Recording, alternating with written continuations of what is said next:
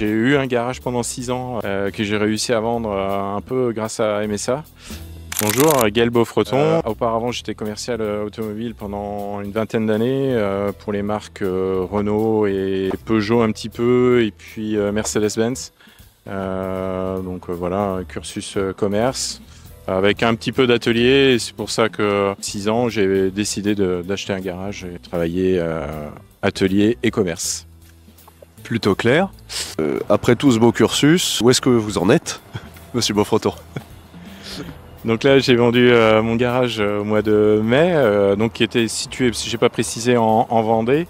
Là, j'ai rebondi sur un autre challenge, devenir chef de centre sur Albertville.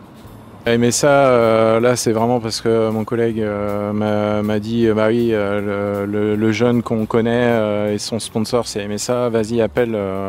Puis il m'a expliqué un petit peu l'activité. Je me suis retrouvé sans employé du jour au lendemain. Donc ça, c'était un lundi. Fin de semaine arrive et un peu compliqué, personne, pas d'appel, boîte d'intérim absente, France Travail, malheureusement personne à me proposer. Et là, j'ai envoyé un message à un copain qui suit un peu le circuit auto en dehors de son travail. Donc c'était vers 16h, il me renvoie un message et il me dit appelle MSA, ils vont te solutionner ça. Bon, quand il m'a envoyé la carte de visite, j'ai vu région parisienne, j'ai pas cru sur le moment.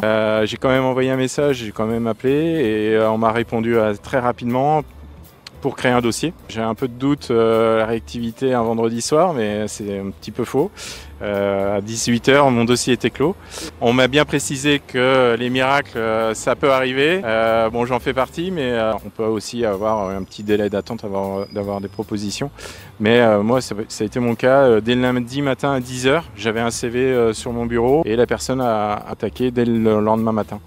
Donc la réactivité était là et ça m'a permis de finir, comme j'avais vendu mon garage pas longtemps après, de pouvoir finir avec quelqu'un et maintenir mon activité jusqu'au bout. Et les autres, de toute façon, je savais qu'il n'y avait pas de réponse, parce qu'aujourd'hui, le métier d'automobile est un petit peu compliqué au niveau des recrutements. Et avoir une société qui s'occupe que de ça permet d'avoir, je pense, un peu plus de choix. Et le fait que ce soit des auto-entrepreneurs qui sont là pour travailler pour eux, sans avoir les contraintes administratives que MSA peut proposer pour eux, ça permet que ce soit beaucoup plus simple.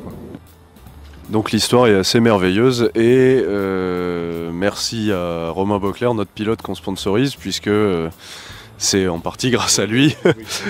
On le salue évidemment pour sa victoire au Mans, à laquelle on était tous les deux, puisqu'on s'est rencontrés sur cet événement où on invitait tout le monde. Et en plus, MSA en fait va permettre un petit peu d'essayer de trouver un remplacement très vite en cas de problème, de gérer pour eux aussi la partie facturation, qui est souvent un repoussoir pour des mécaniciens ou des carrossiers, parce que c'est assez complet. Il va y avoir peut-être un certain nombre de démarches administratives et MSA permet de gommer ça du côté de l'indépendant et donc peut-être du côté du client, de la personne qui a besoin de personnel, d'envoyer plus vite quelqu'un.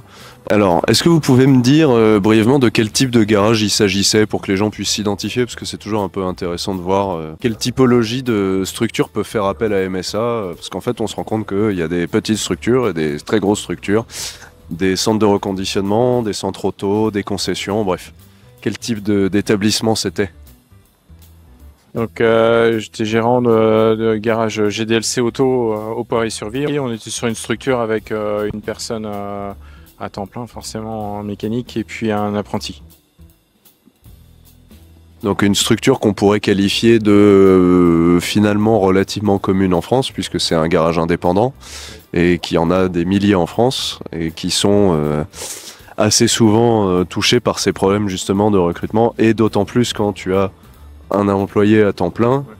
Quand cet employé est absent, évidemment, ça crée un manque à gagner assez énorme. Est-ce que vous pourriez me parler d'une voiture qui vous a profondément marqué et ou de votre voiture préférée, votre voiture de rêve? Bref, une expérience avec l'automobile qui sorte un peu de l'ordinaire, comme on en a sûrement tous.